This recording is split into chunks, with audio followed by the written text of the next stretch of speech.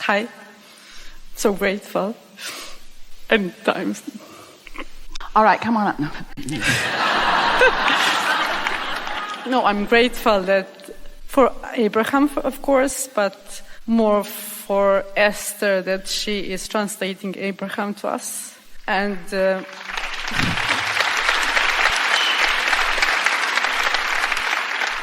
Esther appreciates that, but she also wants you to know that you don't need her for this.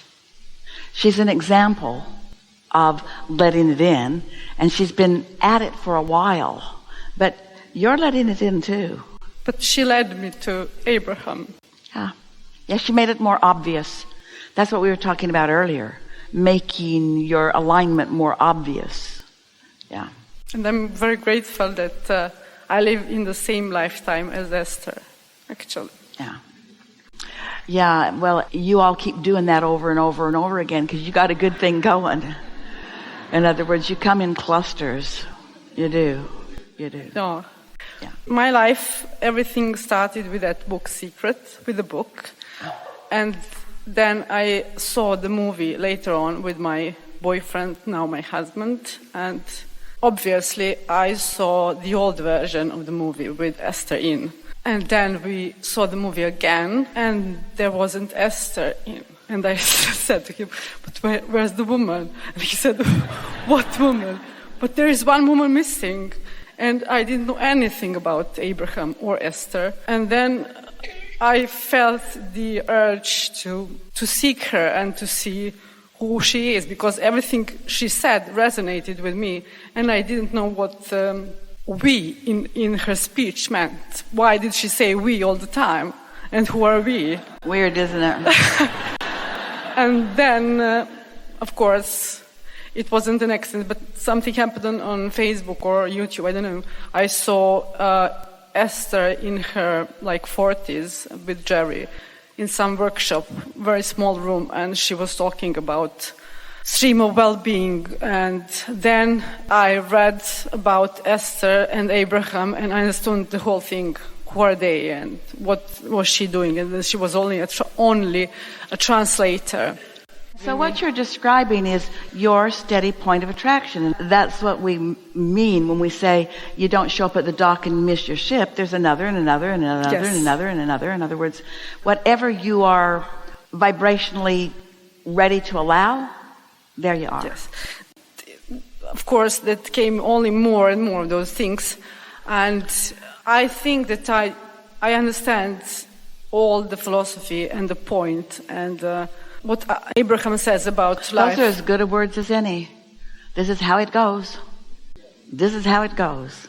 And I think I understand. And step 1, 2, 3, 4, 5 and everything. But what I need myself personally is the tools to love myself more and the most of everything and everyone. It feels selfish to me. And I know that that's the only way to feel myself, to love myself the most of everything and everyone, to be selfish. But that's catch-22 that makes me always doubt if I'm too selfish. And that's prevented me. Well, there's a pretty easy way to understand this. This is going to explain to you the flaw in your reasoning. Anyone who feels guilty about loving themselves or who feels that you should be serving others, here's the flaw in your reasoning. When you're tending to your point of attraction, you are in concert with your inner being. And that is the biggest win for you. But it's not only a win for you, it's a win for anyone in your gaze, anyone in your thoughts, anyone in your focus. When you are in alignment with who you are and you're holding anything as your object of attention, you are part of that flow, you are part of that soothing, you are part of that solution. Now, that was a little bit of a sales job to get you to be willing to love yourself more. But there's a simpler way to do it. When you're not in sync with source, let's just call source energy love. And we want to explain. Frequency of no resistance. What is love? Love is the way your solar plexus feel when the chemicals in your body have been orchestrated from broader perspective, because in your alignment, source energy is sending the impulse and your body is responding. Love is the relationship between you and your inner being, and the feeling of love is you and your inner being in total agreement. That's what love is. You and your inner being in total agreement. You and your inner being in total agreement. So if you are not loving yourself, you've practiced being out of agreement with your inner being. And the way that people focus themselves out of agreement with their inner being is that they're choosing to be in agreement with others. It's the story we've been telling all the time we've been together about calibrating to someone, human. Don't you be selfish. You need to serve others. You need to serve others. Well, the way you serve others is by hooking up to what you're serving.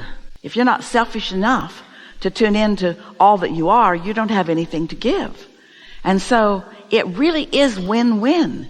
You have to hook up to it in order to give it. And so the greatest service to others is to serve yourself by connecting to the energy that creates worlds and its understanding and knowing and appreciation of you. And without that, hardly anything in comparison happens. That is a good sales job. The problem is that I understand everything of that, and I always remind myself of that. So how do you think you've calibrated otherwise? We're not going to spend a lot of time on this, but what is the practiced thought?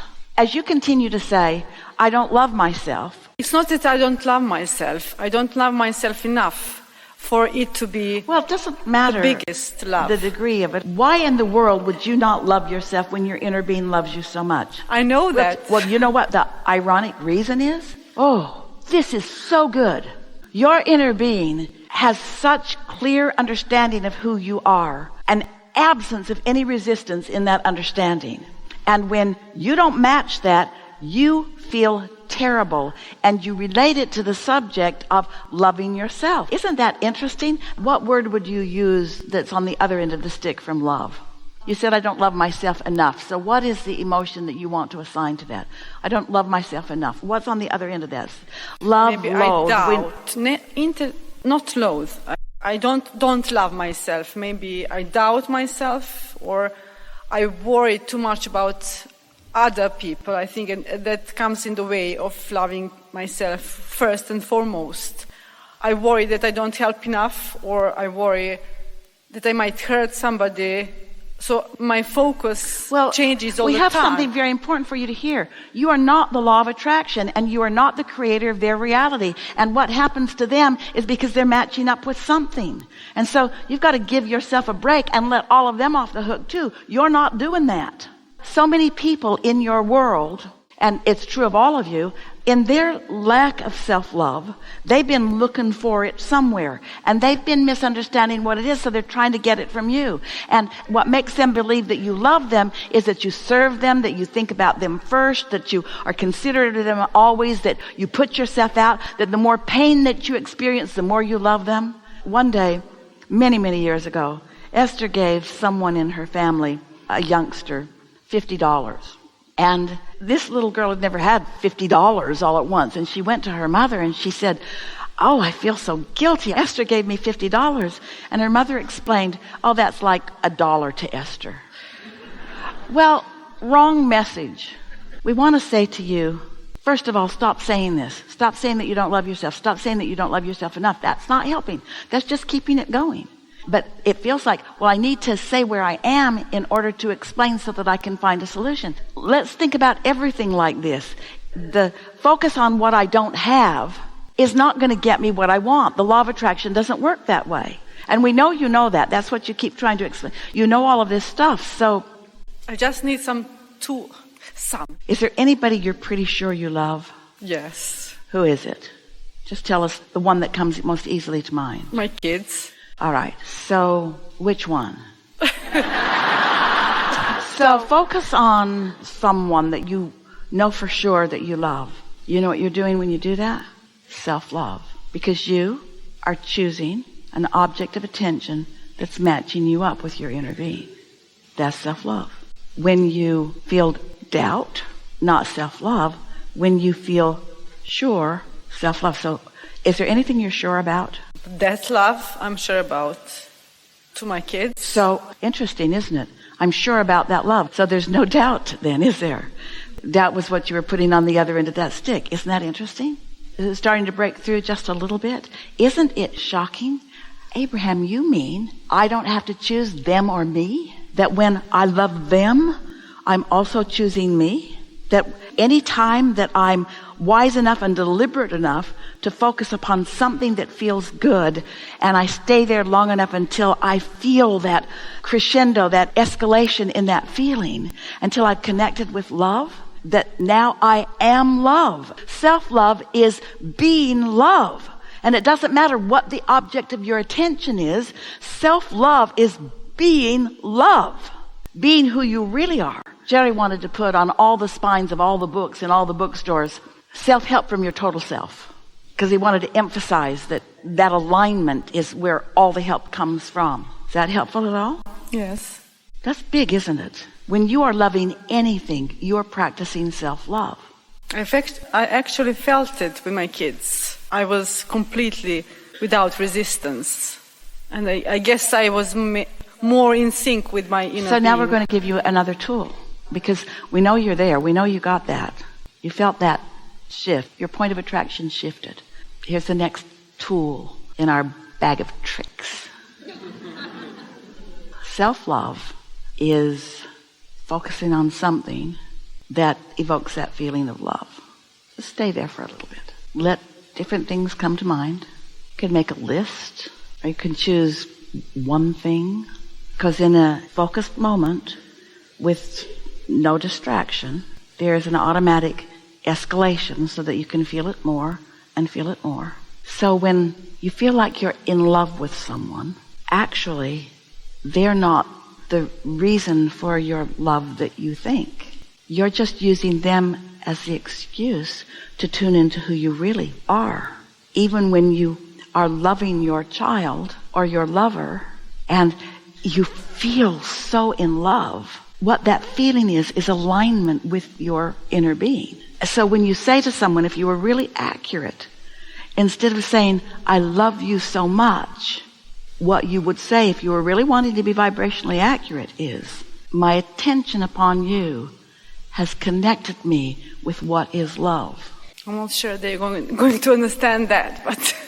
They're not, but if you do, we're talking to you. You're just my excuse to hook up with who I really am. And the thing is, if you want a long-lasting love, then figure that out. And figure out that watching the birds and swimming with the dolphins and taking a hike in the park and getting out on the water and getting out and breathing fresh air and eating something delicious and all those things that feel good to you and feel good to you and feel good to you and feel good to you all keep you hooked in with this vibration of love. And then before long, you are loving almost everyone you see. And when you are loving almost everyone you see, you got self-love going on, because you can't love anyone without being in alignment with who you are. Love has been misunderstood. Love is the vibrational indicator that lets you know that you are in complete sync with who you are. Sync with who you are. That there's no resistance in your vibration right now.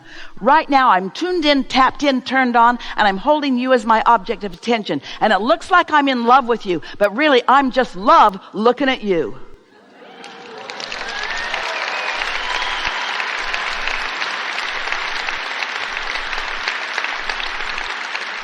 So it's not possible to give yourself away, because you did that before you could do that. And what's interesting with humans, we love you so much, but you think that that person came first and caused the love. But the love is alignment. It worked the other way. Alignment, then love. Not object of attention and then love. You're not the reason that I love, because what is love? What is love? Let's define it. What is love? Love is the indication of alignment with your source. That's love. That's love. People have it backwards. They think that that object of attention is the reason for my love.